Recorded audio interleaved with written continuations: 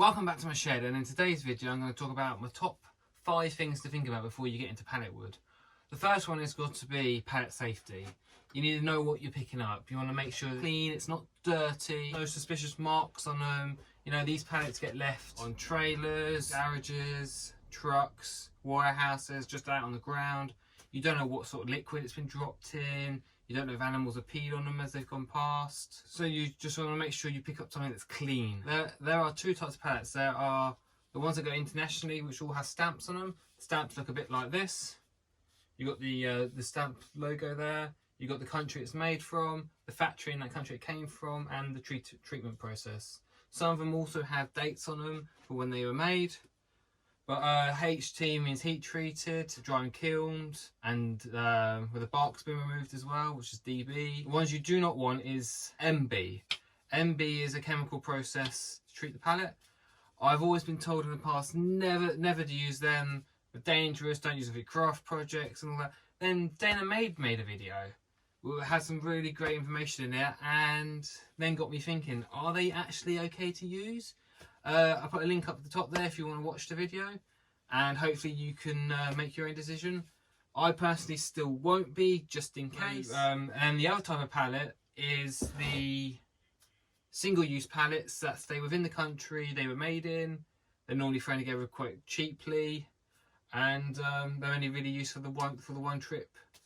But that's what most of my shed's made out of, is those sort of pallets. I used to get them from a sign company, so that they used to receive things on very large scales, so that's how I got so many decent length timbers and stuff off of pallets like these timbers up here. The other thing to think about with pallets is that there's a Euro style pallet, but there's 2 versions. There's the old one that says Euro on the side of them, and there's a new one that says EPAL.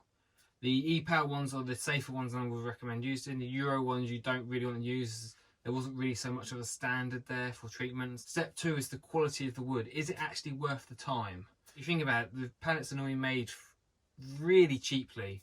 The grade quality of the wood is nowhere near as good as if you went and bought, say you got a pine pallet, you went down and bought some pine. The quality of the wood would be a lot better going down and buying pine than stripping it out of a pallet. And so you've also got to think about, is it worth your time and effort? But if you're just doing this as a hobby, just a bit of messing around, I think it's absolutely fine. But it's just something else you need to think about before actually diving into the pallet world. But saying that, everything I build out of is probably been 95% pallet wood, and some of it's come from crates and other stuff as well. Other than that, you know, most of it is all pallet wood. So number 3 would be having to make sure you've got the right PPE for the job, because if you're going to start taking pallets apart, the wood's going to be really rough and that, so you want some gloves.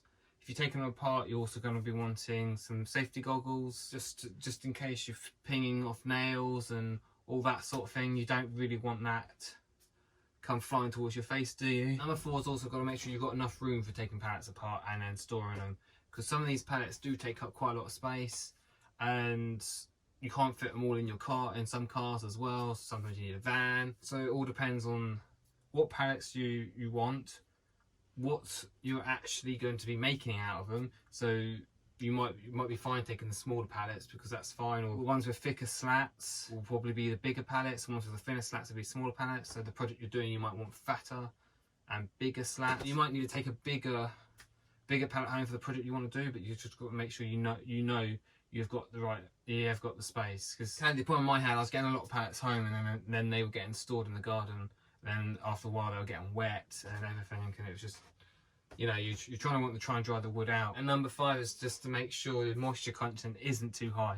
I don't personally have a reader, but I don't tend to use the pallet as soon as I pick it up, especially in the winter months when I know it's been outside in the rain.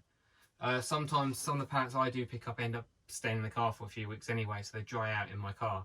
But I don't tend to use the wood straight away. Last thing you want to do is glue a load of slats together, then find they all the glue doesn't dry properly, doesn't hold and all that, because the moisture content in them is too high. This is just a quick roundup of what I think you need to think about before you dive into the world of pallets. Just make sure you read up on your pallet information before, so you know exactly what you're picking up, and also make sure you get permission. Don't just go and take it. 9 out of 10 times I'm sure they'll say yes, but you just never know. You might actually need them, and yeah. So yeah, thanks for watching, and I'll see you on the next one.